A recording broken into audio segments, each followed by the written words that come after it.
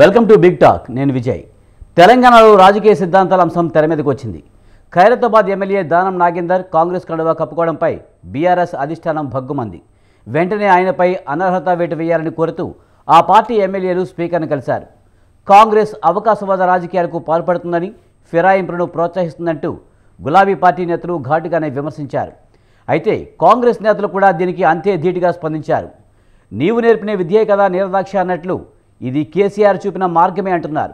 కాంగ్రెస్ సర్కారు పడిపోతున్నట్టు పదే పదే వ్యాఖ్యలు వినిపిస్తున్న నేపథ్యంలో అలా జరగకుండా ఉండేందుకే ఇలాంటి చర్యలు తీసుకుంటున్నామని చెబుతున్నారు. ఇక మరో అడుగు ముందుకెళ్లి తాము గేటు తెరిస్తే అసలు బీఆర్ఎస్ పార్టీయే ఉండదని కాంగ్రెస్, తమది కూడా సేమ్ డైలాగ్ అంటూ బీఆర్ఎస్ సవాలు విసురుకుంటున్నాయి. ఈ నేపథ్యంలో అసలు రాజకీయ సిద్ధాంతాలు ఏంటన్నది ఇప్పుడు చర్చనీయాంశంగా మారింది. తాము చేస్తే ఒప్పు, అవతల వారు చేస్తే తప్పు, అదేనా సిద్ధాంతం? అసలు ఒక పార్టీలో గెలిచిన వారికి ఇంకో పార్టీలోకి వెళ్లాల్సిన అవసరం ఏంటి? అభివృద్ధి కోసమని నాయకులు చెప్పేది కేవలం సాకేనా అంటే ప్రతిపక్ష ఎమ్మెల్యేలు ఉన్న నియోజకవర్గాలను ప్రభుత్వాలు అభివృద్ధి చేయవా? ఇవే అంశాలపై ఇవాల్టి బిగ్ టాక్లో చర్చిద్దాం.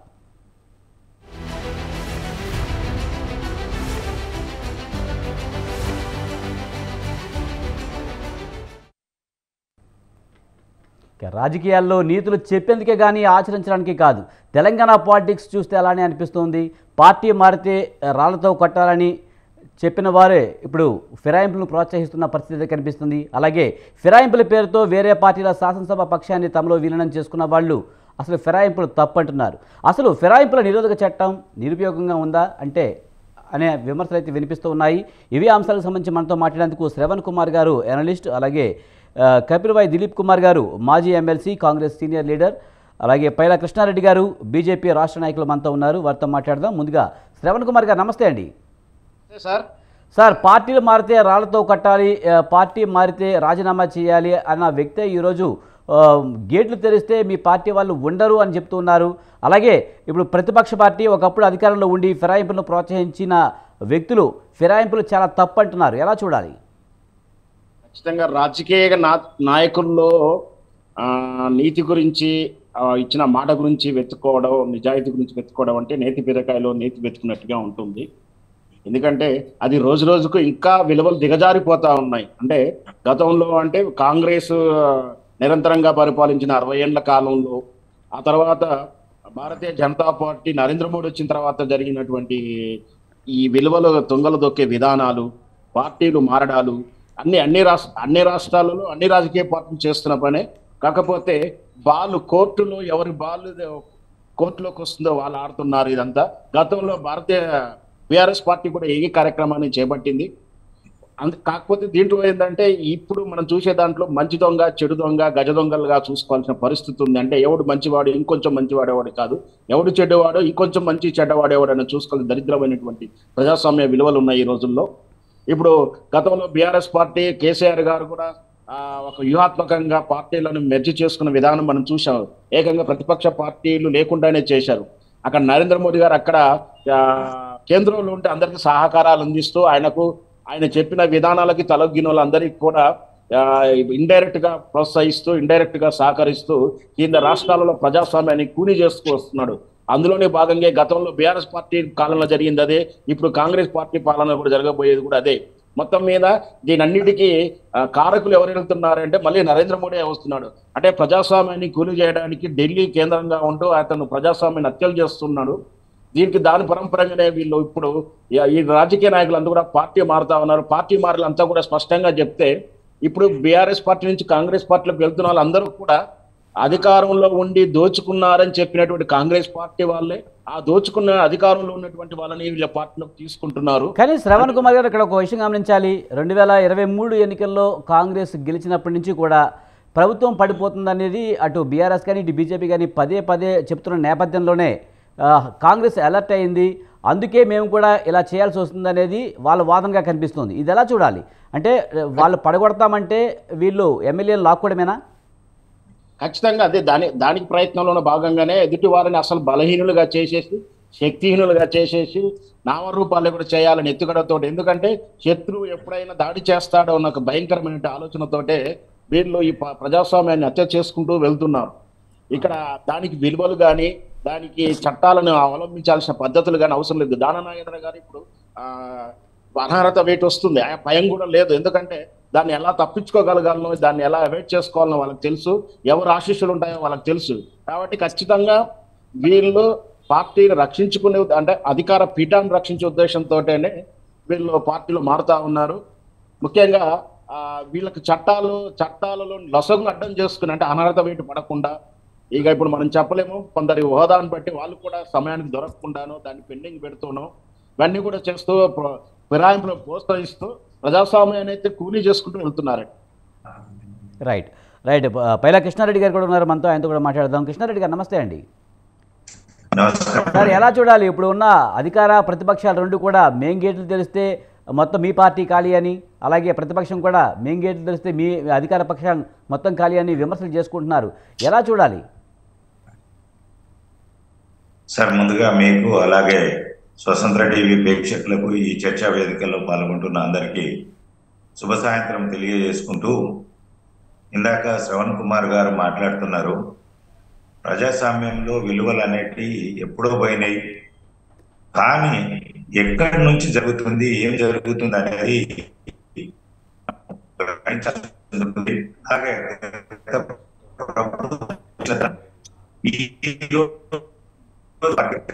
ప్రజాస్వామ్యం వస్తుంది, ప్రజాస్వామ్యం వస్తుంది. తెలంగాణ రాష్ట్రంలో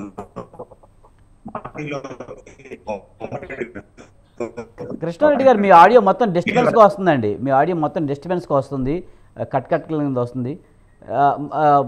సార్ ఒకసారి మీది ఒకసారి కనెక్షన్ ఒకసారి చెక్ చేసుకోండి సార్. సార్ ఈలోపు మనం కపిలవాయి దిలీప్ కుమార్ గారి దగ్గరికి వెళ్దాము. దిలీప్ కుమార్ నమస్తే అండి. నమస్తే సార్, ఎలా చూడాలి ఇప్పుడు గేట్లు తెరుస్తామంటున్నారు రెండు పార్టీల వాళ్ళు, ఎలా చూడాలి? గేట్లు తెరుస్తారంట. గేట్లు తెరిస్తే ఆ పార్టీ నుంచి ఈ పార్టీలోకి, ఈ పార్టీ నుంచి ఆ పార్టీలోకి ఎమ్మెల్యేలు వెళ్ళిపోతారని చెప్తున్నారు, పార్టీలను ఖాళీ చేస్తామని చెప్తున్నారు, అటు కాంగ్రెస్ కానీ ఇటు బీఆర్ఎస్ కానీ.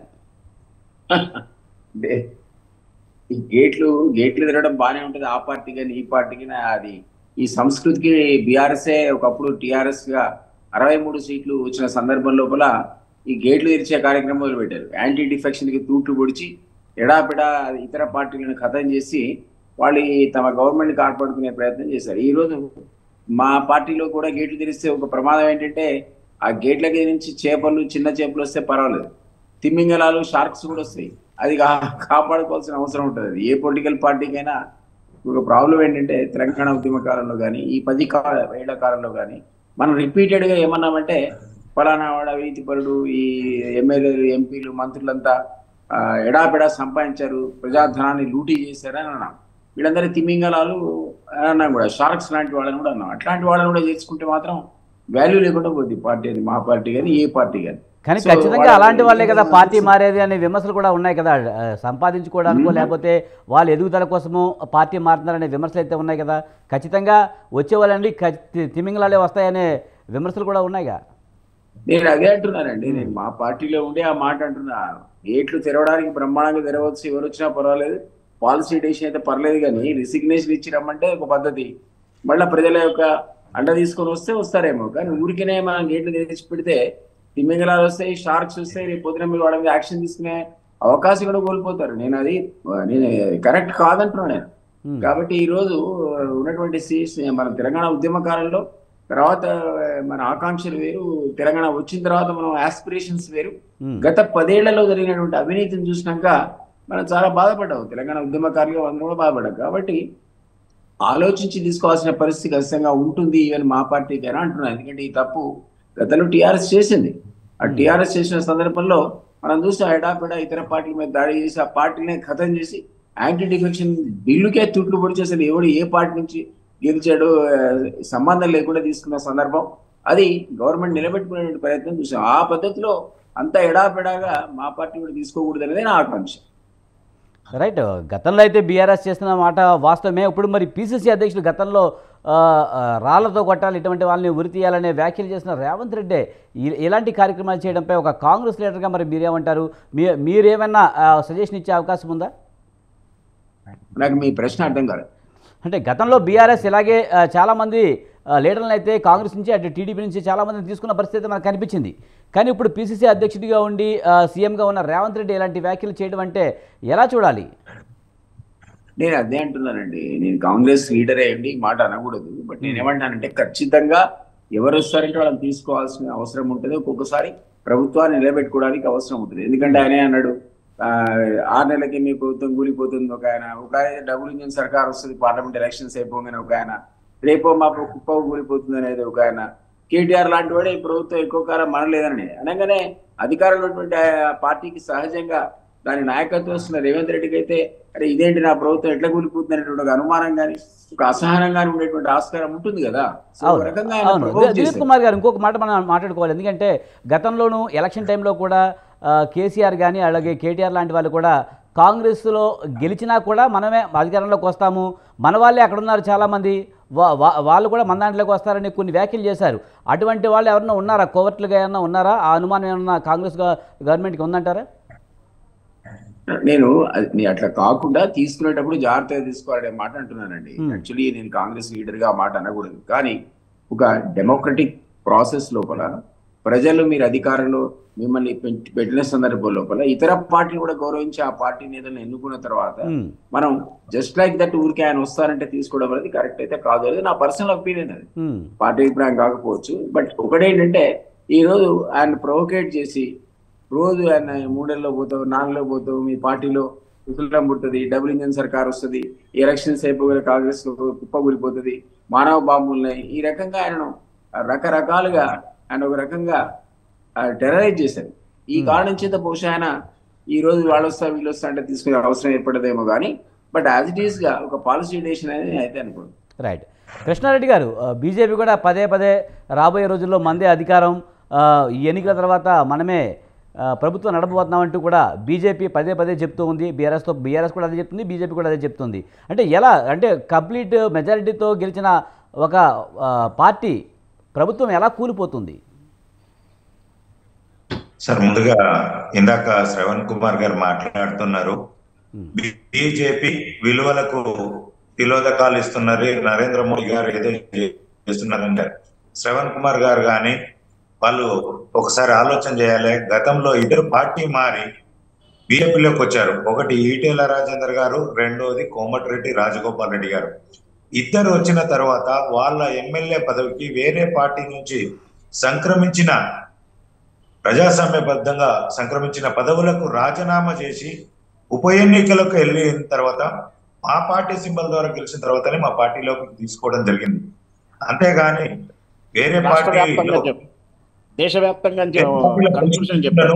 Right right Shravan Kumar Shravan sir, నేను చెప్తాను.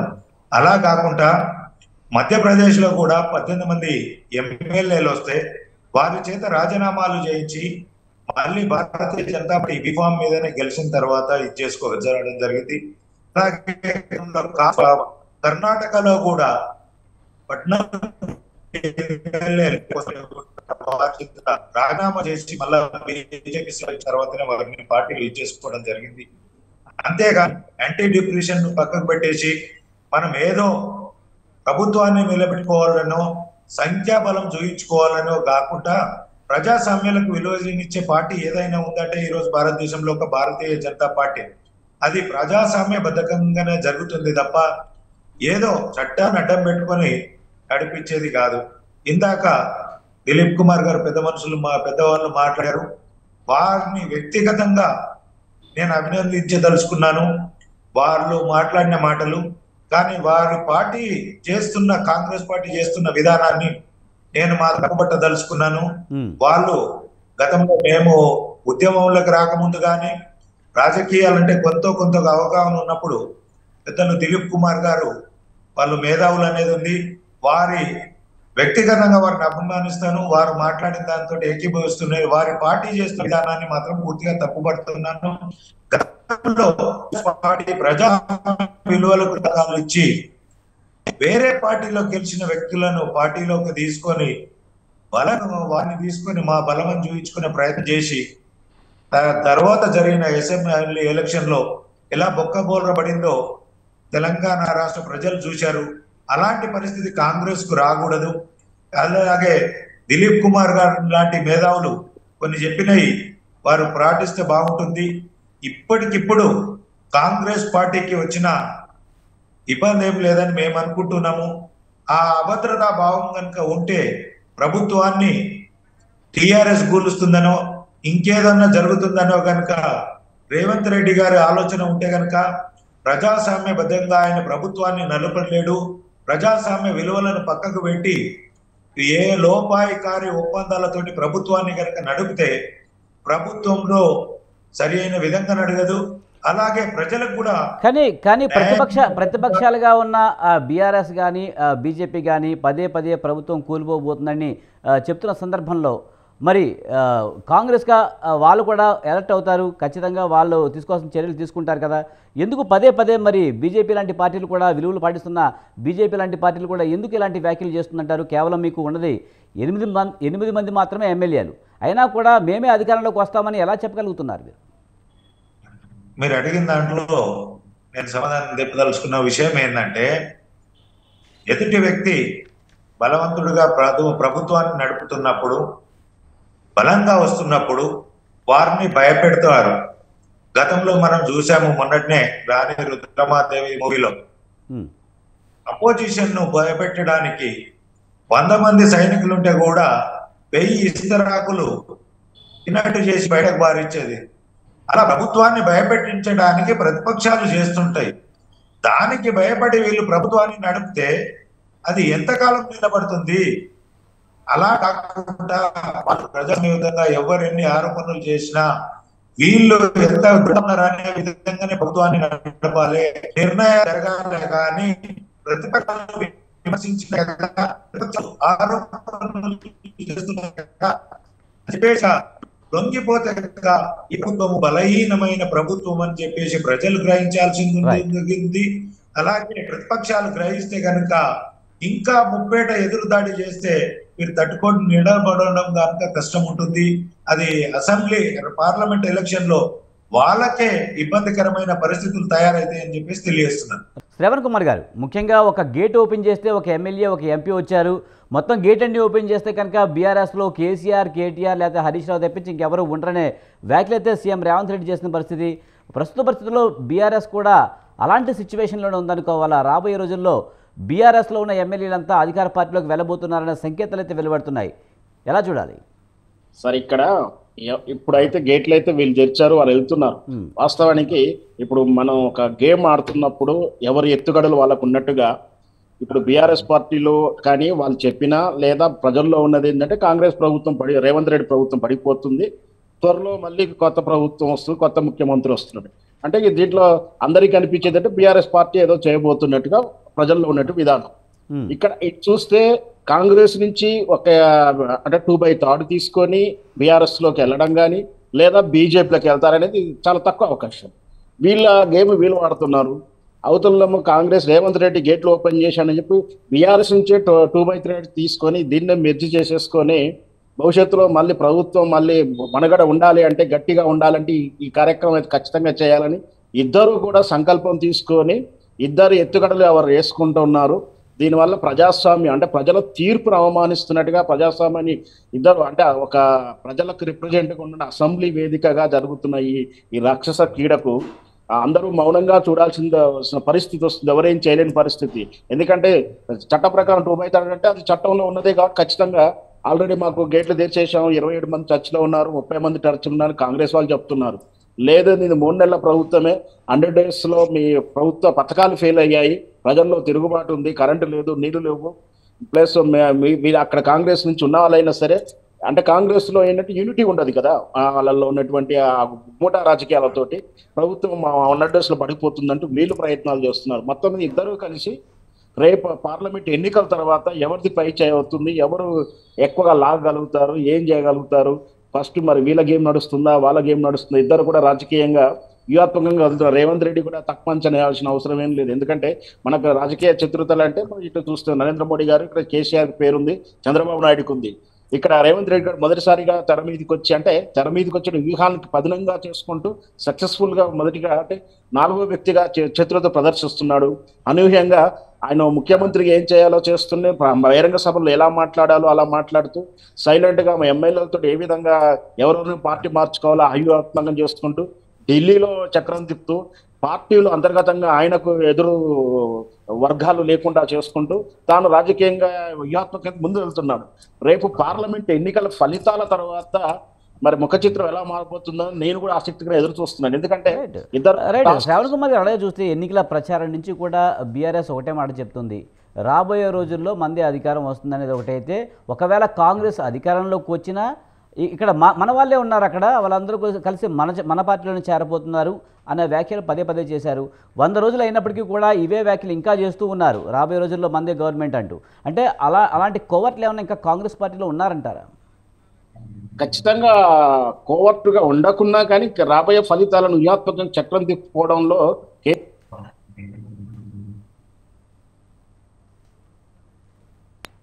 దీంతో పాటు రేపు అందుకే పార్లమెంట్ ఎన్నికల ఫలితాల దృష్ట్యా ఏం జరిగినా ప్రజలు హర్షిస్తారు. అంటే అక్కడ ఎవరికి ఎన్ని సీట్లు వచ్చాయి, ఎవరికి ఎన్ని సీట్లు రావంటే కాంగ్రెస్ ప్రభుత్వానికి 100 రోజుల్లో చేసినట్టు పథకాల యొక్క ఫలితాలను చూడబోతున్నాం. ఖచ్చితంగా ఏం చెప్పినా కూడా బీఆర్ఎస్ పార్టీని కంపేర్ చేస్తూ కాంగ్రెస్ 100 డేస్ల పరిపాలన ఖచ్చితంగా కంపేర్ చేస్తున్న రేపు రిజల్ట్ ఉంటుంది.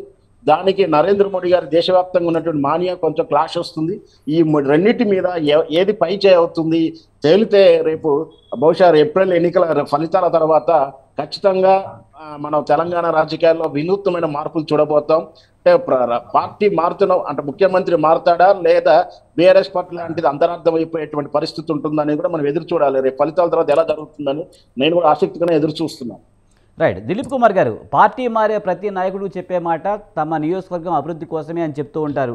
నిజానికి ఆయా నియోజకవర్గాలు నిజంగా అభివృద్ధి చెందుతున్నాయా, కేవలం వీరి అభివృద్ధి కోసమే మా పార్టీ మారుతున్నారనే విమర్శలు వస్తూ ఉన్నాయి, కేవలం డబ్బు సంపాదించడమే పరమావధిగా రాజకీయాల్లో ఇలాంటి రాజకీయాలు చేస్తున్నారనే విమర్శలపై మీరేమంటారు? అన్ఫార్చునేట్లీ డెమోక్రసీలో ఏమైందంటే పాలిటిక్స్ డిజనరేట్ అయిపోయినాయి కదండి. మీరు కాంటెస్ట్ చేయాలంటే, ఎమ్మెల్యే చేయాలంటే మీకు మనం మునుగోడు ఎలక్షన్లో చూసాం, ఒక పార్టీ 500 కోట్లు ఖర్చు పెడితే బై ఎలక్షన్లో, ఒక పార్టీకి 300 కోట్లు పెడితే ఒక పార్టీ 150 పెట్టినాయి. దాదాపు ఒక 850 crores ఒక సింగిల్ ఎమ్మెల్యే ఎలక్షన్స్ లో బై ఎలక్షన్స్ లో ఖర్చు అయినాయి. ఇప్పుడు దేశవ్యాప్తంగా కానీ ఇక్కడ ముఖ్యంగా సదరన్ స్టేట్స్ లో, ముఖ్యంగా తెలంగాణ లోపల కూడా పరిస్థితి ఎట్లా ఉందంటే, మీకు 50 కోట్లు లేని మీరు ఎమ్మెల్యే కాంటెస్ట్ లేరు, 200 కోట్లు లేని ఎంపీ కాంటెస్ట్ లేరు. ఇప్పుడు అవి ఏ పార్టీ ఎవరికి సీట్లు ఇవ్వాలన్నా ఒక వేరేలాగా పెట్టుకున్నాయి. సో ఈవెన్ ఇప్పుడు టికెట్ల విషయంలో వస్తే బీజేపీ కాసు కూసో ప్రిన్సిపల్ పార్టీ అని మనం అనుకుందాం, పోనీ వాళ్ళు చెప్పుకున్న ప్రకారమే వాళ్ళు కూడా ఈరోజు అదే డిఫెక్షన్స్ ఎంకరేజ్ చేసి నిన్న రాత్రి చేయనోడికి వాళ్ళ తెల్లారి మీరు టికెట్ ఇస్తుంటారు. మరి ఎవరిని తప్పబడ్డారు? ఇప్పుడు మమ్మల్ని తప్పబడతారా, బీజేపీని తప్పబడతారా, లేదా బీఆర్ఎస్ గతంలో ఈ సాంప్రదాయానికి తెరలేపినందుకు వాళ్ళని తప్పబడదాం? అందరూ కూడా ఈక్వల్లీ రెస్పాన్సిబుల్ అంటాను నేను. అన్ఫార్చునేట్లీ నేను ఏమన్నానంటే, తీసుకోవాలంటే వాళ్ళని రాజీనామా చేయమని మిత్రుడు ఇంతమంది చెప్పింది కరెక్ట్. అది రాజీనామా చేసి వచ్చి కొట్లాడితే ఓ పద్ధతి, ఓ సిస్టమ్ కూడా. నిజంగా అధికారంలో కాంగ్రెస్ ఉంది కాబట్టి ఆయన రాజీనామా చేసినా కూడా ఓ 3 నెలల్లో మళ్ళీ నోటిఫికేషన్ వచ్చి మళ్ళీ ఆయనే గెలుస్తాడు. సహజంగా అధికారంలో వాళ్ళకి ఎక్కువ మొగ్గు ఉంటుంది దీని వైపు. కానీ వాళ్ళకి అంతా కూడా ఓపిక లేదు ఇప్పుడున్న రాజకీయ నాయకులకు. అర్జెంటుగా అయినా మళ్ళీ ఇటు వచ్చి పదవిలో ఉండాల్సిందే, లేదా మంత్రి కావాల్సిందే, లేదా ఎంపీ కావాల్సిందే తప్ప రిజైన్ చేసి మళ్ళా ప్రజలను ఫేస్ చేసేటువంటి పరిస్థితిలో ఇప్పుడున్నటువంటి రాజకీయ నాయకులు ఎవరు లేరు. అదొకటి. సెకండ్, మీరు అన్నదానికి ఇంతకుముందే చెప్పా, జనరల్ గా ప్రిన్సిపల్ గా మాట్లాడాలంటే ఆ రకంగా తీసుకోవడం తప్పే అయినా కూడా అన్నెసరీ ప్రొవకేషన్, సీఎంను ప్రొవోకేట్ చేసి రేపే పడిపోతుంది, మాపే పడిపోతుంది అనేటువంటి మాటలు రిపీటెడ్ గా బీఆర్ఎస్ అన్న తర్వాత ఈయన సహజంగా కూడా దాన్ని ఎదుర్కోవడానికి మీరే మార్గాంతరం లేక గేట్లు తెరిచా అని చెప్పాడు. ఈ గేట్లు తెరిచే సందర్భంలో నేనే చెప్తున్నా, ఆ గేట్లు కాస్త చిన్నగా ఎదురవ్వాలి, చిన్న చేపలు మామూలు చేపలు వస్తే పర్లేదు అని తిమ్మంగిరాలు, షార్క్స్, అవినీతి పనులు రాకుండా చూసుకోవాల్సిన బాధ్యత ఉందనే మాట నేను కాంగ్రెస్ లీడర్ కూడా మాట్లాడుతున్నాను. ఎందుకంటే మీరు అన్నట్టు అట్లాంటి వాళ్ళని ఎంకరేజ్ చేస్తే, సపోజ్ బీజేపీ వెళ్ళిపోయాడు అనుకోండి, ఆ బీజేపీ వెళ్ళిపోగానే మరి ఈడీ దాడులు, సిబిఐ దాడులు ఆగిపోతుండే మనం చూస్తున్నాం కదా. అంత అప్పటిదాకా అవినీతి పనులు ముద్రన్న వాళ్ళు ఆ పార్టీ పోగానే గంగలో మునిగేట అయిపోతుండే. ఇక్కడ మా దగ్గరికి వస్తే కూడా రేపొద్దున మా చేతిలో ఉన్న ఏసీబీ కానీ, సిట్ కానీ, మరో ఇన్వెస్టిగేటింగ్ అథారిటీ కూడా వాళ్ళ మీద దాడులు చేయలేదు అనుకోండి. అప్పుడు అల్టిమేట్ గా ప్రజలు మోసగించబడతారు కదా. ముఖ్యంగా తెలంగాణలో ప్రజలంతా ఆకాంక్షించింది ఒక పారదర్శకమైన అవినీతి రహిత పరిపాలన. రేవంత్ గారు 100 days లో ఇది చేయలేదు, అది చేయలేదు కూడా తప్పు. 100 days is two short a period. ఎందుకంటే ఇప్పుడు పార్లమెంట్ ఎలక్షన్స్ వచ్చాయి కాబట్టి మేమే విధించుకున్న 100 days టైం అనేది ఒక డెడ్ లైన్. కానీ అదర్వైజ్ 6 హామీలు అమలు చేశారు. ఆల్రెడీ మీరు మొదలు పెట్టారు. దాన్ని మొదలుపెట్టి అందరి బెనిఫిషియర్స్ కి అందాలంటే కాస్త సమయం పడుతుంది. ఎందుకంటే రాష్ట్రాన్ని రేవంత్ రెడ్డి గారికి అప్పచెప్పే సమయానికి అందరం కూడా 5 లక్షల కోట్ల అప్పు ఈ రాష్ట్రంలో ఉందని అనుకున్నాం. నీకు అట్లా కాదు. అన్ఫార్చునేట్లీ 6,71,000 కోట్ల అప్పు ఉందని తెలిసారు. ప్రతి సంవత్సరం 63,000 కోట్లు ఈరోజు ఇంట్రెస్ట్ మాత్రమే కడుతున్నారనే విషయాన్ని తెలిసారు. కాబట్టి ఫైనాన్సర్స్ అన్ని మొబిలైజ్ చేసుకొని ఒక క్రమబద్ధీకరించి అర్హులు ఎవరో అనర్హులు ఎవరో తేల్చి ఆ తర్వాత ఈ స్కీమ్స్ అన్ని అందరికీ అంటే ఎవరైతే అర్హులున్నారో వాళ్ళకి అందే పద్ధతిగా ఈరోజు ఎఫర్ట్ చేయాల్సిన పరిస్థితి కంపల్షన్ క్రియేట్ అయింది కాంగ్రెస్ పార్టీ. కాబట్టి అందులో డెఫినెట్లీ ఈరోజు 6 పథకాలు ఏవైతే హామీలు ఇచ్చారో అవన్నీ ఇంప్లిమెంటేషన్ స్టార్ట్ అయిపోయాయి. అందరికి వచ్చాయా లేవా అన్నది అది టైం పడుతుంది. దానికి ఆ మాత్రం టైం కూడా ఇవ్వకుంటే వెరీ డిఫికల్ట్ అసెస్ చేయడానికి. అసలు 3 నెలల సమయం సరిపోదు ప్రభుత్వాన్ని అసెస్ చేయడానికి. కాబట్టి పార్లమెంట్లో మాకు ఇప్పటికిప్పుడే ఒక ప్రతికూల వాతావరణం వస్తుందని అనుకోరు. కానీ పొలిటికల్ కంపల్షన్ క్రియేట్ చేశారు. వేరే పార్టీల నుంచి ఆహ్వానించాల్సిన కంపల్షన్ క్రియేట్ చేశారు. కాబట్టి ఈ రోజు ఉన్నటువంటి గందరగోళ పరిస్థితులు చూడాల్సిన పరిస్థితి వస్తుంది. టీవీలో చూస్తే ఒక ఆయన బీజేపీ పోతున్నాడు, ఒక ఆయన మా దాంట్లోకి వస్తున్నాడు. బీఆర్ఎస్ దుకాణం అల్టిమేట్ గా ఖాళీ అయినట్టు కనబడుతుంది. ఎందుకంటే బీఆర్ఎస్ లో ఉన్నవాడు కూడా సుదీర్ఘకాలంగా నేను ఆ పార్టీలో పనిచేశాను. ఆ తర్వాతనే వాళ్ళని వదిలేసి నేను బీజేపీ పోవాల్సిన పరిస్థితి ఏర్పడ్డది. అప్పుడున్న సందర్భంలో ఉన్నటువంటి వ్యవహార శైలికి ఇప్పటికీ తేడా వచ్చింది. ఆయన ఫక్త్ రాజకీయ పార్టీగా ప్రకటించుకొని అసలు గాలికి వదిలేసి అడ్మినిస్ట్రేషన్ సామంతరాజులాగా ఎమ్మెల్యేలు, ఎంపీలు, మంత్రులు లూటీ చేశారు ప్రజాధనాన్ని యథేచ్ఛగా. అట్లా ఉన్నటువంటి ఆ పార్టీ ఈరోజు సహజంగా వలస పక్షులు ఎక్కువ, ఉద్యమకారులు తక్కువ. కాబట్టి ఆయన క్షణంలో వదిలేసి వెళ్ళిపోతున్నారు. ఇప్పుడు నిదానికైతే ఆయన కష్టకాలంలో ఉంటే ఆయన కూతురు ఎదిరిసినప్పుడు అందరూ పోయి పక్కన నిలబడాలి. దాని బదులు వాళ్ళు క్షణంలో ఆ పార్టీని వదిలేసి వేరే పార్టీలో పోతున్నారు. ఇక ఈ పద్ధతులు ఇట్లాంటి విలువలు రాజకీయాల్లో వస్తే మనం కానీ లేకపోతే రైట్ థింకింగ్ పీపుల్ కానీ లేదా సామాన్య ప్రజలు కానీ ఏ విధంగా హర్షిస్తారు ఈ విధంగా రాజకీయాలు అనేది అర్థం కావట్లేదు. కాబట్టి రేవంత్ రెడ్డి గారిని కూడా మీరు తప్పు పట్టలేరు. ఎందుకు పట్టలేరంటే ఆయన దిగిపోతావు రేపు మా పంటుంటే ఏం చేస్తాడు ఆయన. కాబట్టి గేటు తెరిచి కూర్చున్నాడు. రైట్. మరి పార్టీలోకి రాకపోతే బెదిరింపులు చేస్తున్నారు, లొంగ తీసుకునే ప్రయత్నం చేస్తున్నారంటూ ఈ మధ్యకాలంలో మల్లారెడ్డి కానీ లేకపోతే ఈ మధ్యకాలంలో బీఆర్ఎస్లో చేరిన ఆర్ఎస్ ప్రవీణ్ కుమార్ కూడా ఇలాంటి వ్యాఖ్యలు చేశారు. నిజానికి పార్టీలో చేరే వాళ్ళని చేర్పించుకోవచ్చు, కానీ బెదిరించి మరి పార్టీలో చేర్పించుకునే పరిస్థితి ఎందుకు వస్తుందంటారు? ఎవరు బెదిరిస్తారండి ఇవన్నీ? ఇప్పుడు కేసీఆర్ ఉద్యమకాలంలో ఆయన అనేవాడు, ఈయన నాలుగు తీరుతా, ఈయన మెడకాయ కోస్తా, బట్టలు తిప్పేసి వరంగల్లో బట్టలు తిప్పి కొడతా అని ఇవన్నీ రకరకాలుగా మాట్లాడాడు. ఆయన ఎంతమంది బట్టలు ఇప్పి తీశాడు, ఎంతమంది నాలుగలు తీరాడు, ఎంతమంది గొంతుకలు కోసాడు. మా సీఎం కూడా అన్న మాటల్లో అది ఏ పనిలేనా? ఎవరి కడుపు మీద దొక్కుతాడు, ఎవరి పని మెహళ్ళు వేసుకుంటాడు, ఎవరైనా ఒక్కడికి ఆ పని చేస్తే ఆయన ఉంటాడు అసలు ఆ స్థానంలో చేరుకోబోతాడు.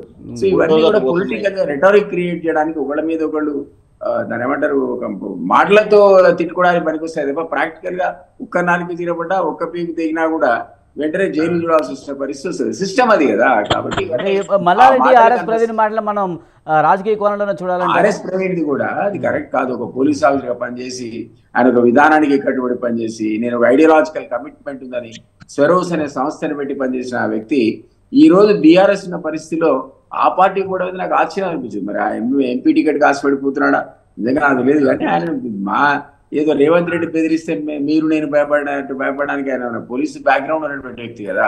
సుదీర్ఘకాలం పోలీస్ అడ్మినిస్ట్రేషన్ లో పనిచేసిన వ్యక్తికి నీకంటే నాకంటే ఎక్కువ తెలుసు ఏ రకంగా తప్పించుకోవాలి ఇట్లాంటి బెదిరింపులు. కాబట్టి ఇది కూడా పొలిటికల్ రెటరికే తప్ప ఐ డోంట్ రియల్లీ బిలీవ్ ఆయన ఏదో రేవంత్ రెడ్డి బెదిరించాడు. ఆయన కూడా చెప్పాడు కదా సమాధానం, నేను కూడా బైబుల్లో గుట్టే అదే తుంగభద్ర నీళ్ళు దాగా నీకెంత సత్తా ఉందో నాకు సత్తా ఉందని ఆయన ఊరుకోలే. నేను ఆ ఇంటర్వ్యూ విన్నా, ఆయన కూడా సమాధానం అంత గట్టిగానే ఇచ్చాడు. కాబట్టి ఇవన్నీ పొలిటికల్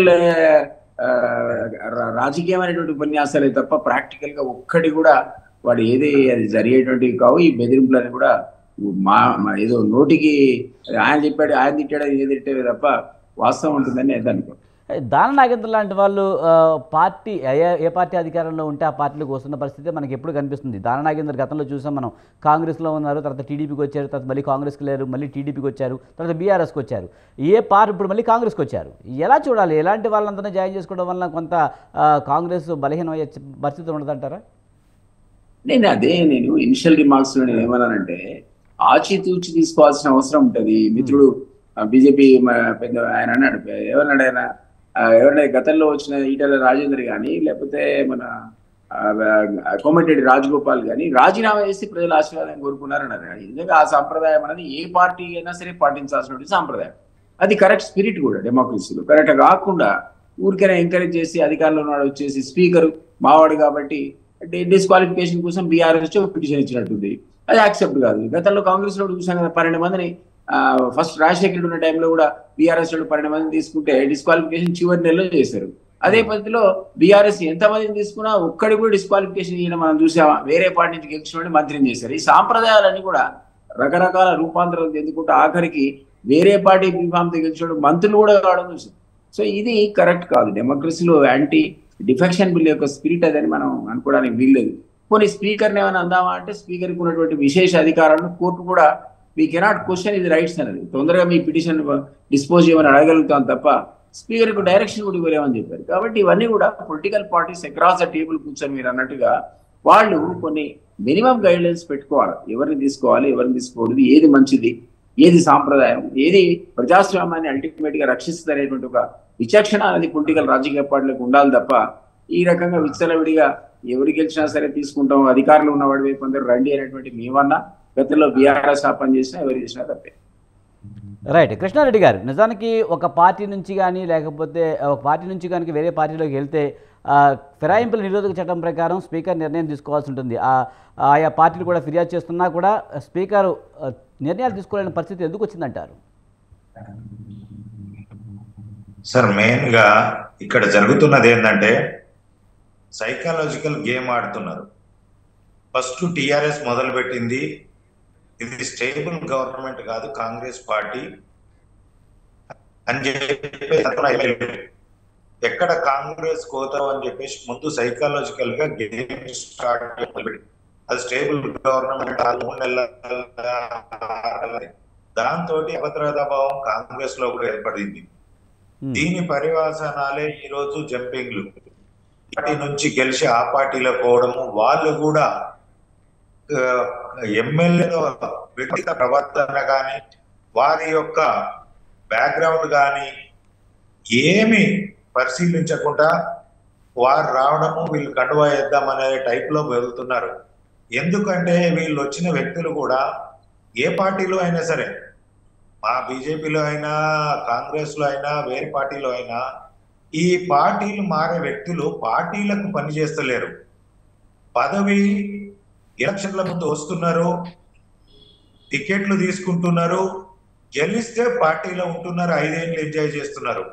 ఆ పార్టీ పరిస్థితి బాగలేదు, ఆ పార్టీ ఓడిపోతుంది నెక్స్ట్ ఎలక్షన్ లో అనగానే ఈ పార్టీకి రాజీనామా చేయకుంటే ఇంకో పార్టీలకు వెళ్ళిపోతున్నారు. గెలిచినా ఓడినా ఇదే పార్టీలో ఉంటాను, ఓడిపోయినా మళ్ళీ 5 సంవత్సరాలు ప్రజల తరపున ప్రజా సమస్యల మీద కొట్లాడి పార్టీకి కార్యక్రమాలలో పాల్గొని పార్టీని గెలిపించుకుంటామనే నాయకులు లేకుండా పోయారు. ఇన్స్టెంట్ రాజకీయ నాయకులు పుట్టుకురావడము, దాంతో కూడా మీరు ఇప్పటికీ కూడా చూడండి, గ్రామాలలో ఏదో మొక్కుబడి, ఒకప్పుడు ఒక రాజకీయ నాయకుడు విలేజ్ లోకి వస్తున్నాడు అంటే వారింటి దగ్గర 100-200 మంది ఉండేది. ఈ రోజు మేము వెళ్తుంటే ఒక 10 మంది కార్యకర్తలు పోగు కావాలంటే 10 సార్లు ఫోన్ చేయాల్సి వస్తుంది. రాత్రి మేము రేపు ప్రోగ్రాం ఉంది, మేము వస్తున్నాం, మీరు ఉండండి అని చెప్పేసి 20-30 మందికి ఫోన్ చేస్తే 10 మంది ఉండట్లేదు. దీనికి అంతటికి కారణము కార్యకర్తలు కూడా ఈ నాయకులు ఇన్స్టెంట్ గా వస్తున్నారు, వాళ్ళ అవసరాలకు పార్టీలలో చేంజ్ చేస్తున్నారు. కార్యకర్తలకు ఓడిపోయిన తర్వాత అండగా ఉండకుండా వీళ్ళు వేరే పార్టీ, గెలిచిన పార్టీలకు ఓడిపోయినా పోతున్నారు, గెలిచినా వేరే పార్టీలకు వెళ్తున్నారు. కాబట్టి ఏ నాయకుడిని నమ్ముకొని మనం పనిచేయాల్సిన అవసరం లేదు. వాళ్ళు వచ్చినాడు మనకు పిలిస్తే మనకు ఏదన్నా చేస్తే వారితోటి ఉందామనే భావనకు రావడంతో ప్రజా సమస్యల మీద కూడా ఈ రోజు ఏ పార్టీ కూడా కొట్లాడుకుంటూ పోతుంది. సైకలాజికల్ గేమ్ ఆడడం తప్ప ప్రజా పోరాటాలు కానీ ఉద్యమాలు కానీ ఎలాంటి ఇవి గట్టి పోరాటం లేకుండా పోవడం, ప్రజా సమస్యల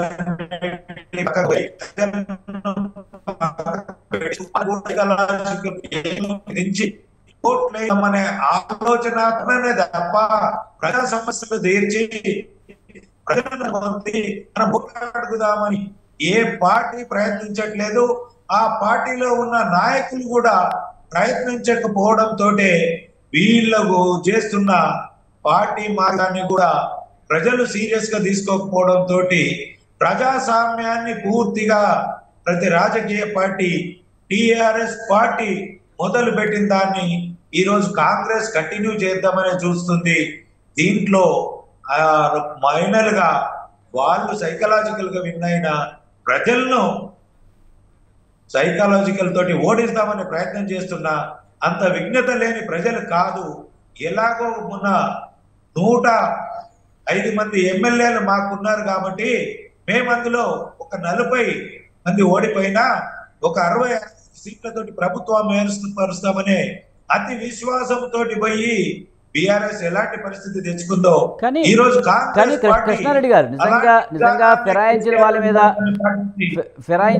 పార్టీ ఫిరాయింపులు చేసిన రైట్ కృష్ణారెడ్డి గారు ముఖ్యంగా పార్టీ ఫిరాయింపులు చేసే వారి మీద ఖచ్చితంగా స్పీకర్ అనేవాడు నిర్ణయాలు తీసుకుని వెంటనే డిస్క్వాలిఫై చేస్తే ఈ ఫిరాయింపులు అనేవి ఆగే అవకాశం ఉంది కదా. కానీ స్పీకర్ అలా చేయకపోవడానికి కేవలం అధికార పార్టీ వ్యక్తి కావడం వల్లనే ఎలాంటిది జరుగుతుంది అనుకోవాలా? మీరు అన్నది కరెక్టే. స్పీకర్ నిర్ణయం తీసుకోవాల్సింది. గతంలో మనకు పార్టీలకు అతీతంగా మేధావులను స్పీకర్ గా పెట్టేది. ఏ పార్టీకి ఉండకపోతుండే, పార్టీ కార్యక్రమాలలో పార్టిసిపేట్ చేయకపోతుండే స్పీకర్ అనే వ్యక్తి ఒక ఇండిపెండెంట్ గా పనిచేసేది. ఈ రోజు ఉన్న స్పీకర్లు ఏమైతుంది, ఒక పార్టీ నుంచి రావడము, ఆ పార్టీ విధానాలకు కాకుండా వారి ముఖ్యమంత్రికి వారి మంత్రివర్గ బృందానికి సహకరించే విధంగా స్పీకర్ పనిచేయడంతో ఇవన్నీ ఇబ్బందులకరమైన ప్రజాస్వామ్యాన్ని పూర్తి స్థాయిలో మనకు అసెంబ్లీలోనే మనం ఆ పదాన్ని ఉపయోగించడం కాదు మనము దేవాలయంతో చూస్తాం కాబట్టి వీరందరూ కూడా ఒకసారి ఆ దేవాలయం గుడిన తర్వాత అసెంబ్లీ అనే గుడిలోకి వెళ్ళిన వాళ్ళు పవిత్రంగా ఉండాలనే ప్రయత్నం చేయాలి. కానీ మనం కూడా ఏదైనా గుడికి వెళ్తాము, మేము బీజేపీ కాబట్టి కొంత న్యాయము ధర్మము గుడికి వెళ్తే ఎందుకు వెళ్తాము, ఏ విడిచిన పరిశుభ్రంగా లేకుండా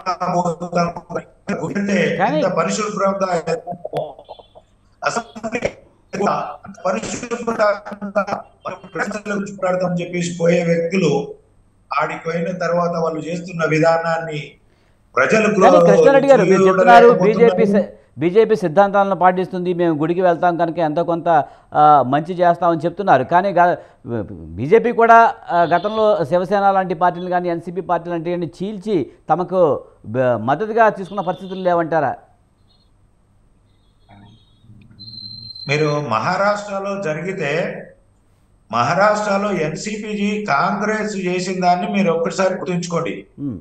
పొత్తు పెట్టుకొని శివసేన బీజేపీ పొత్తు పెట్టుకొని ప్రభుత్వాన్ని ఏర్పరచాలనే విధంగా ఉండే పొత్తులో భాగంగా పోటీ చేసి ప్రభుత్వాన్ని ఏర్పరిచే టైంలో శివసేన పార్టీని ఎన్సీపీ కాంగ్రెస్ పార్టీ తప్పుదో పట్టించి మహారాష్ట్ర ప్రజానీకం ఇచ్చిన తీర్పును అభాస పాలు చేస్తే దాన్ని ప్రజలకు అనుకూలంగా మళ్ళీ ఆ పార్టీలో గెలిచిన వాళ్ళని కాకుండా ఆ శాసనసభ పక్షాన్ని తీసుకొని చేయడం జరిగింది తప్ప ఫస్ట్ మొదలు ఎవరు ఆట మొదలు పెట్టారో అక్కడ చూడండి.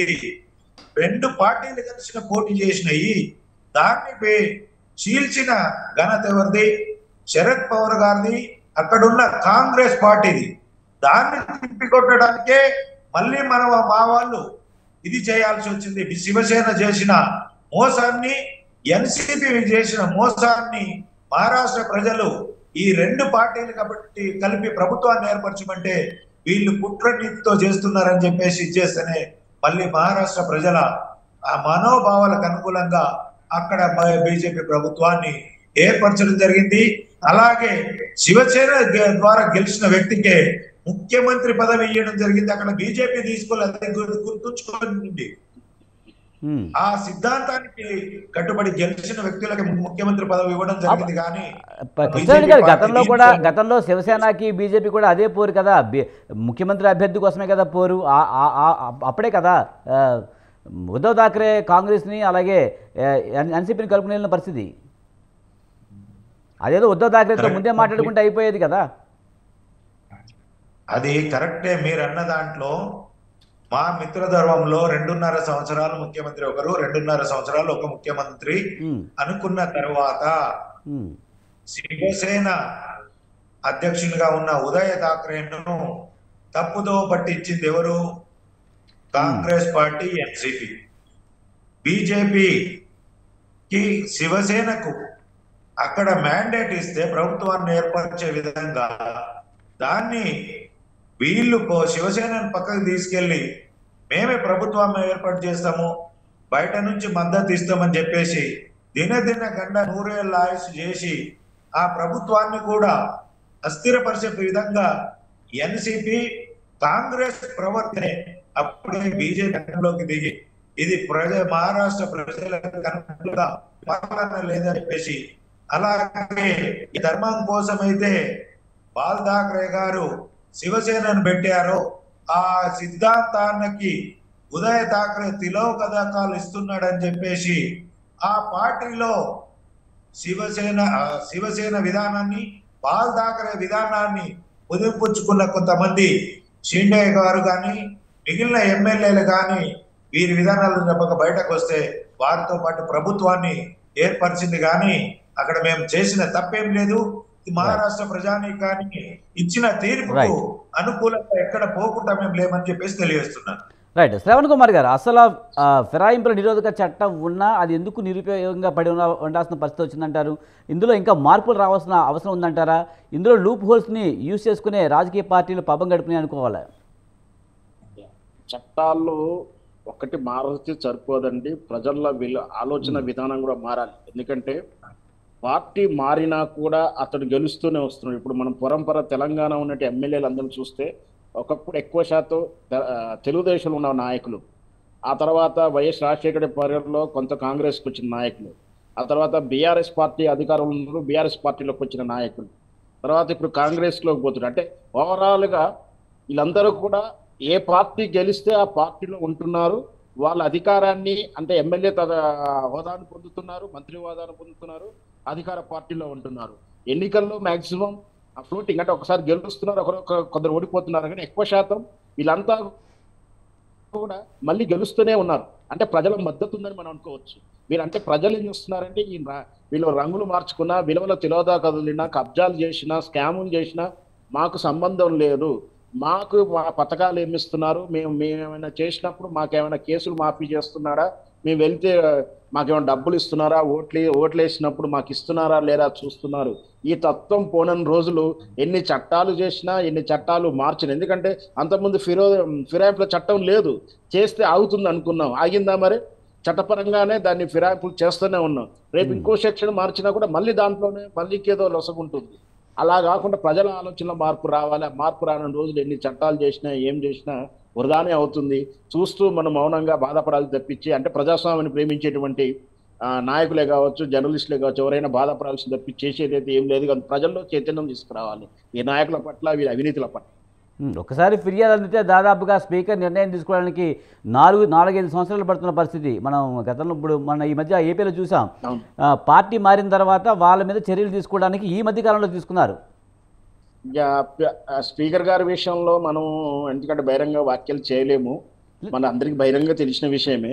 ఆ వ్యవస్థ కానీ గవర్నర్ గారి వ్యవస్థ కానీ మౌనం వహిస్తుంది. దీంట్లో ప్రధాన కారణం ఇప్పుడు ఈ రోజు జరిగిన సంఘటనలు కూడా రాజకీయాల ప్రమేయం ఉన్న వాళ్ళు గవర్నర్గా రావడం, తిరిగి గవర్నర్లు మళ్ళీ రాజకీయాలు వెళ్ళే ప్రయత్నాలు చేయడం, స్పీకర్లు రాజకీయ పార్టీలో నుంచి రావడం, రాజకీయ పార్టీలో ఉన్న వ్యక్తి రాజకీయాలకు అనుగుణంగా ఉండకపోవడం అనేది మనమేమి కాదనలేని విషయం. అనుకూలంగానే ఉంటారు, కానీ వాళ్ళల్లో కొంతమంది నిజాయితీ ఉంటుంది, కొంతమందిలో ఆత్మగౌరవం ఉంటుంది, కొంతమందిలో సచ్చీలత ఉంటుంది, విలువలు పాటిస్తుంటారు. అట్లాంటి వాళ్ళకి ఈ పదవులు వచ్చినప్పుడు కొంచెం అంటే ఈ గవర్నర్ పోస్టులు ఉన్నారు కానీ స్పీకర్ పోస్టులు ఉన్నవారని చట్టాన్ని అమలు చేస్తానికి ప్రయత్నం చేస్తుంటారు. లేదంటే ఏదో ఒక లొసగులు అడ్డం పెట్టుకొని, అంటే ఈ ఫిరాయింపుల విషయంలో కానీ ఇతరత్ర సస్పెన్స్ విషయంలో కానీ చట్ట పరిధిలోనే చేస్తారు. వాళ్ళు చట్టానికి అతీతంగా ఏం చేయరు. కానీ హిడెన్ రాజకీయాలు అయితే ఖచ్చితంగా ఉన్నాయి. మరి వాటిని మనం చట్టాల్లో ఇంకా పూర్తి మార్పు తీసుకురావాల్సి ఉంటుంది దాంట్లో. రైట్. దిలీప్ కుమార్ గారు, ముఖ్యంగా ప్రతిపక్షాలు ఉన్న నియోజకవర్గాలని అధికార పక్షాలు కొంత నిర్లక్ష్యం చేస్తూ ఉంటాయి. ఆయా కారణాలతో కూడా వాళ్ళకి తప్పని పరిస్థితుల్లో, విధులైన పరిస్థితుల్లో వెళ్తున్న పరిస్థితులు కూడా మనం చూస్తూ ఉన్నాం. ఖచ్చితంగా ఇప్పుడు బీఆర్ఎస్ ఓపెన్ గానే చెప్పింది కదండి, ఉమ్, ఆహ్వానించేది ఆ రోజుల్లో. మీరు అధికారంలో పక్షంలోకి వస్తేనే మీకు డెవలప్మెంట్ ఫండ్స్, లేదా మేము డెవలప్మెంట్ ఫండ్స్ ఇవ్వమని ఓపెన్ గా చెప్పే సర్పంచ్ లెవెల్ నుంచి జెడ్పీటీసీ ఎంపీటీసీ నుంచి జిల్లా పరిషత్ లెవెల్ నుంచి ప్రతి వార్డుని కూడా అధికార పార్టీలో చేర్చుకొని వాడు ఏ బీఫామ్ దగ్గరని ఏ పార్టీ దగ్గరని ఆ వ్యవస్థ మొత్తాన్ని కుప్పగూల్చిందే వాళ్ళు. ఉమ్, దానికి ఇంతకుముందు మీరు అన్నట్టు కొందరి బెదిరించి, కొందరి డబ్బులు ఇచ్చి, కొందరిని అధికారం వేర చూపి, పదవులు వేర చూపి చేసిన సందర్భాలు చూసాం కదా. ఆ డిజనరేషన్ అనేది అన్ని పార్టీలు షేర్ ఉంది అంటున్నాను నేను. ఒక పార్టీని మనం ఏం బ్లేమ్ చేయక్కర్లే, అన్ని పార్టీలు కూడా దీనికి ఈక్వల్ గా రెస్పాన్సిబుల్. ప్రజలను బ్లేమ్ చేసి లాభం లేదు. మీరు మొన్న ఎలక్షన్స్ లో చూసాం, మునుగోడులో బై ఎలక్షన్ లో ఒక ఊరు పోట్లకు పోలేదు. ఎందుకు పోలేదురా బాబు అని అంటే మీడియా వాళ్ళు అడిగితే ఏం చెప్పాడు, మాకు పక్క ఊళ్ళందరికీ డబ్బులు వచ్చినాయి సార్, మాకు రాలేదు, మేము అందుకనే బాయ్కాట్ చేస్తాం అన్నాడు. 3 గంటలకల్లా వచ్చినాయట, మొత్తం అందరు పొలం మంటికి పోయి ఓట్లేశారు. ఎవరు చేశారు ఇది? ఒక లేడీ అయితే అంటుంది, తులం బంగారం ఇస్తున్నారు అందరికి చెప్పారు, మాకు తులం బంగారం రాలేదు, 3000 వచ్చిందంట. అంటే ఈ డిజనరేషన్ ఆఫ్ పొలిటికల్ సిస్టమ్ ని, ఓటుని ఈ రకంగా ప్రభావితం చేయడం, మందు సీసాలు చేయడం, డబ్బులు ఇవ్వడం రాజకీయ పార్టీలే కారణం అండి. నేను ఎక్సెప్షన్ అని అనట్లే, నేను ఎక్సెప్షన్, మా పార్టీ ఎక్సెప్షన్ అని అనట్లే. అందరూ ఈక్వల్లీ రెస్పాన్సిబుల్. ప్రజలను అని లాభం లేదు. ఉమ్, ఈ రోజు ప్రజలు ఏ నిర్ణయం తీసుకోవాలంటే, ఎవడు ఎన్ని డబ్బులు పంచినా సరే అందులో ఉత్తమమైన వాడికి ఓటేశారనుకోండి, ఈ డబ్బులు ఖర్చు పెట్టే సాంప్రదాయం కూడా ఖతం అయిపోతుంది. ఎందుకంటే డబ్బులు ఇచ్చిన లాభం లేదు, ఓట్లు మనకు వేరేటువంటి ఆ రిలేషన్ కనీసం రావాలి. కాబట్టి ఈ రోజున వ్యవస్థ లోపల అధికారులు ఎవరున్నారో వాళ్ళకి పోతే తప్ప లాభం జరగదనుకోవడం వల్ల కొందరేమో బీజేపీ పోతున్నారు, కొందరేమో కాంగ్రెస్కి వస్తున్నారు. ఎందుకంటే ఇప్పుడు అది ఆ ట్రెండ్ అన్ని రాజకీయ పార్టీలు సమిష్టిగా వాతావరణాన్ని సృష్టించాయి. ఆ వాతావరణం అదే కాకుండా నేను ఇంతకుముందు అన్నట్టు రేపేది మెజారిటీతో వచ్చిన ప్రభుత్వాన్ని 3 నెలలు కూడా ఉండనియకుండా ఏకనాథ్ షిండేలు వస్తారు, లేదా డబుల్ ఇంజిన్ సర్కార్ వస్తుంది, నీ దాంట్లోనే ముసలం పుడుతుంది, ఇటు పక్క మానవ బాంబు ఉంది, అటు పక్క ఇంకో బాంబు ఉంది అని గుట్టు బెదిరిస్తే ఆ ప్రొవకేషన్ కు రెస్పాన్స్ గా రేవంత్ రెడ్డి కూడా ఇంకేళ్ళు తెరిచారు రండి అన్నాడు. సో దీని ఏమంటున్నా అంటే ఎవరిని తప్పడదాం ఇందులో చెప్పండి. కాబట్టి అన్ని కూడా రాజకీయ పార్టీలు ఇంతకుముందే నేను చెప్పా, SIT across the table and sort this out. Otherwise democracy అనేది ఈ దేశంలో మనగలడం చాలా కష్టం. ముఖ్యంగా ఇన్నిసార్లు పార్టీలు మారినా కానీ వాళ్ళే గెలవడానికి కేవలం డబ్బుతోనే గెలుస్తున్నారు అనుకోవాలా? నిజంగా ప్రజల్లో చైతన్యం రావాల్సిన అవసరం లేదంటారా? డబ్బు కాకపోతే ఇంకేంటండి అసలు ఒక్కొక్క మరి ప్రజల్లో చైతన్యం ఎప్పుడు వస్తుందంటారు? డబ్బులు 100 కోట్లకు ఎమ్మెల్యేను 50 నుంచి 100 కోట్లు ఎమ్మెల్యే పెట్టి 200 కోట్ల దాకా ఎంపీ పెట్టాక ఎందుకు పెడుతున్నారు? ఎవరికి ఇస్తున్నారు? ఎలక్షన్ కమిటీకి అసలు ఎలక్షన్ ఫార్స్ అయిపోయింది కదండి. ఆయన 40 లక్షలు తీసుకుంటాడు, 40 లక్షలు 80 లక్షలు 90 లక్షలు ఎంపీకి, 40 లక్షలకి ఎమ్మెల్యే జోక్ అయిపోయింది అది. ఒక్క పూట ఇట్లా పోయి ఇట్లా రిటర్న్ వచ్చేకల్లా ఖర్చుగా పెట్టేస్తున్నాడు క్యాండిడేట్, అది ఏ పార్టీ వాడనా కానీ. సో ఆ రకమైనటువంటి పద్ధతిలో చట్టాలు మారాలని తప్పండి. చట్టాలు చాలా ఎఫెక్టివ్ ఉంటాయి, దాన్ని ఇంప్లిమెంట్ చేసేవాడు గట్టివాడు దొరికితే ఓ శేషన్ అన్నాడు, అదే చట్టం అప్పటి నుంచి పార్లమెంట్ చట్టంలో మార్పులు తెచ్చిందా? అదే చట్టాన్ని గడగడలాడించాడు కదా దేశాన్ని. అప్పటి నుంచే సంస్కరణలు వచ్చినాయి ఎలక్షన్స్ లోపల. ఇక్కడ మహంతి ఉన్నాడు, డీజీపీగా 2 నెలలు పెట్టింది ఎలక్షన్ కమిషన్, పెడితే ఒక ఊపెడు 50,000 జేబులో పెట్టుకోవడానికి ప్రైవేట్ వాడు భయపడ్డాడు. ఇదే వ్యవస్థలో ఇదే చట్టాలను వాడుకొని ఏ రకంగా ఎఫెక్టివ్ కంట్రోల్ చేయొచ్చు అనేది వ్యక్తులు చూపించారు కదా. ఆ వ్యక్తుల దగ్గర చిత్తశుద్ధి ఉండాలా, వ్యవస్థలో నడిపిస్తున్నటువంటి ఆ పార్టీల లోపల చిత్తశుద్ధి ఉంటే ఉన్న చట్టాలు బ్రహ్మాండంగా సరిపోతాయి. దానికి ఏ సంస్కరణలు అవసరం లేదు.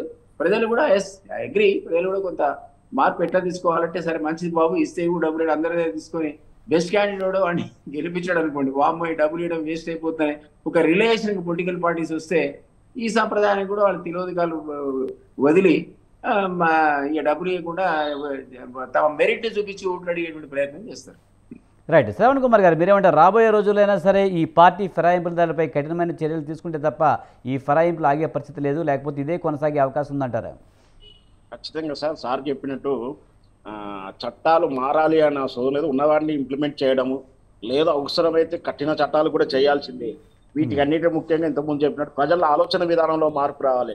నేను ఒక పార్టీ ఎజెండా, పార్టీ మేనిఫెస్టోని నమ్మి, పార్టీ ఎజెండాను నమ్మి నీకు ఓట్లేస్తే నువ్వు ఎట్లా వెళ్తావు అనేది కూడా ప్రశ్నించాలి వాళ్ళు.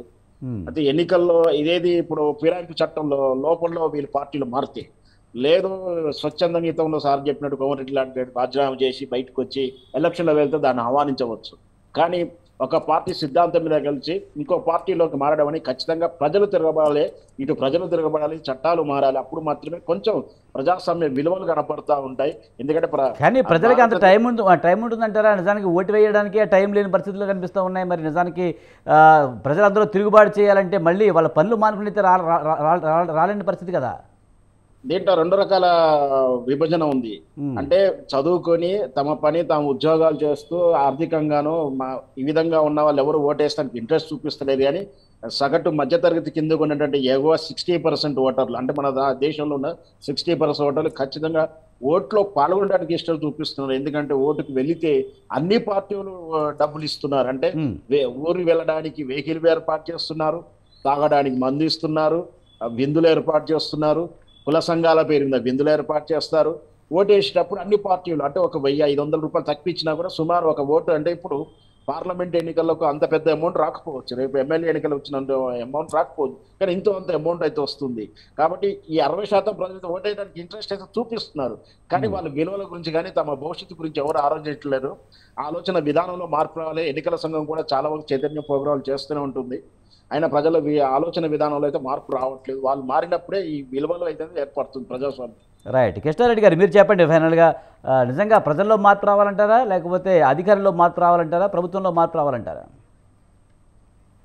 సార్, ముందుగా మనం కొన్ని విషయాలు క్షుణ్ణంగా మాట్లాడుకోవాల్సి వస్తే,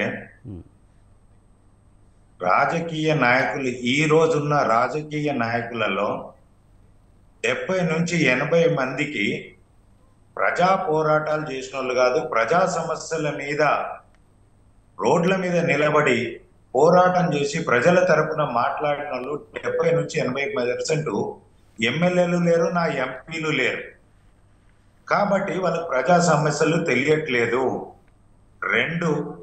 రెండో అంశం ఏమొస్తుంది, నియోజకవర్గానికి వెళితే కృష్ణారెడ్డి ఎంత ఖర్చు పెడతాడు, దిలీప్ కుమార్ అన్న ఎంత ఖర్చు పెడతారు, శ్రవణ్ కుమార్ గారు ఎంత ఖర్చు పెడతారు అనేదే చూస్తున్నారు.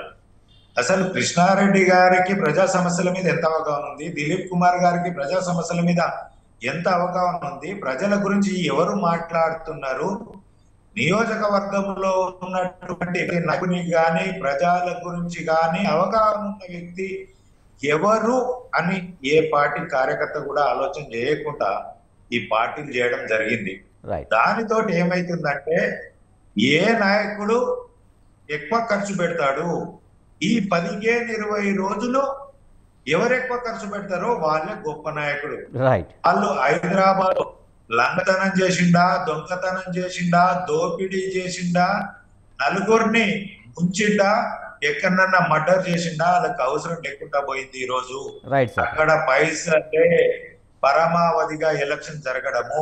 వాళ్ళు ఎక్కువ ఖర్చు పెడతాడంటే వాళ్ళ వెనకాల పార్టీలు పడడం తోటి, కార్యకర్తలు కూడా అదే ధోరణిలోకి పోవడం తోటి ఇక్కడ ఏమైతుందంటే ప్రజా సమస్యలు పక్కకి వెళ్ళిపోతున్నాయి. రైట్. కృష్ణారెడ్డి గారు, మనకు టైం అయింది. మనం మరికోసారి చర్చిద్దాం దీని గురించి. థ్యాంక్ యూ కృష్ణారెడ్డి గారు, అలాగే దిలీప్ కుమార్ గారు, శ్రవణ్ కుమార్ గారు, థ్యాంక్ యూ వెరీ మచ్ అండి డిబేట్లో పాల్గొన్నందుకు. ఇది ఇవాల్టి డిబేట్. చూస్తూనే ఉండండి స్వతంత్ర.